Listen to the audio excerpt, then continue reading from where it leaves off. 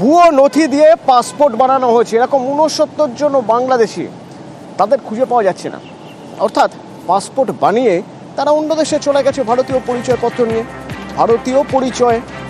তো তাদের এবার কিভাবে আইডেন্টিফাই করা যাবে, চিহ্নিত করা যাবে, তাদের ফিরিয়ে আনা যাবে, তাদের বিরুদ্ধে বিচার প্রক্রিয়া কি হবে, সেই সব কিছু করতে গেলে আগে তাদের খুঁজে পেতে হবে। খোঁজার জন্য লুকআউট নোটিস আরও জানবো। অমিত রয়েছে আমার সঙ্গে সরাসরি। অমিত, এই যে লুকআউট নোটিস নির্দিষ্ট করে কতজনের বিরুদ্ধে, এবং শুধুমাত্র এই কজনের বিরুদ্ধেই কেন কেন কেন সংখ্যাটা কি এর থেকে অনেক বেশি? আমরা এখন প্রথম দেখছিলাম যে বাংলাদেশ থেকে এদেশে এসে পাসপোর্ট জাল নথি দিয়ে পাসপোর্ট বানিয়েছেন, সেই সংখ্যাটা তো অনেক বেশি। তাহলে কি সবার বিরুদ্ধে সঠিক তথ্য প্রমাণ এখনো পর্যন্ত হাতে নেই? দেখো, শতাধিক, সংখ্যাটা ছিল শতাধিক। আমি যখন কলকাতা থেকে তদন্ত চলছিল গত বছর সেপ্টেম্বর মাসে প্রথম এই বিষয়টি সামনে আসে, ভুয়ো নথি দিয়ে বাংলাদেশি নাগরিকদের পাসপোর্ট তৈরি করা। সেক্ষেত্রে তদন্ত করতে গিয়ে 120 জনকে আইডেন্টিফাই করা গিয়েছিল যাদের নামে ভুয়ো নথি দিয়ে পাসপোর্ট করা হয়।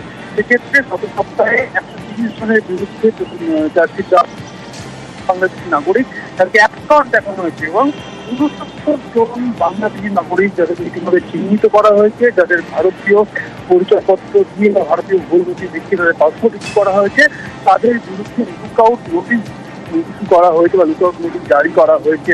কলকাতা পুলিশের তরফ থেকে জানা যাচ্ছে বা লালবাজার থেকে যেটা খবর, এই 69 জনের মধ্যে কিছু জন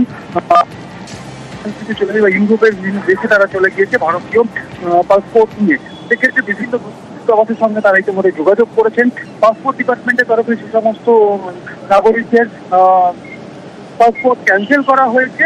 অন্যদিকে তাদের পাকড়াও করতে, যেহেতু তাদেরকে একশো ফেরার দিকে চার্জশিট দেওয়া হয়েছে, তাদের পাকড়াও করতে 69 জনের বিরুদ্ধে লুকআউট নোটিস জারি করা হয়েছে। এবং কলকাতা পুলিশ সূত্রে দাবি করা হচ্ছে যে যারা বিদেশে মানে ইউরোপ কান্ট্রিতে যায়নি কিন্তু ভারতীয় পরিচয়পত্র বানিয়ে জাল পরিচয়পত্র বানিয়ে পাসপোর্ট বানিয়েছেন, তাদের অ্যাকাউন্ট হয়তো এদেশে বা আমাদের রাজ্যে বিভিন্ন প্রান্তে লুকিয়ে রয়েছে।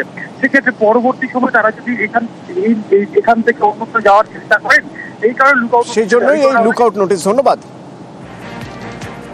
নিশ্চয়ই এলওসি জারি হয়েছে, কিছু লোক বাইরে চলে গেছে, তো নিশ্চয়ই অ্যাকশন হবে ওদের আগে।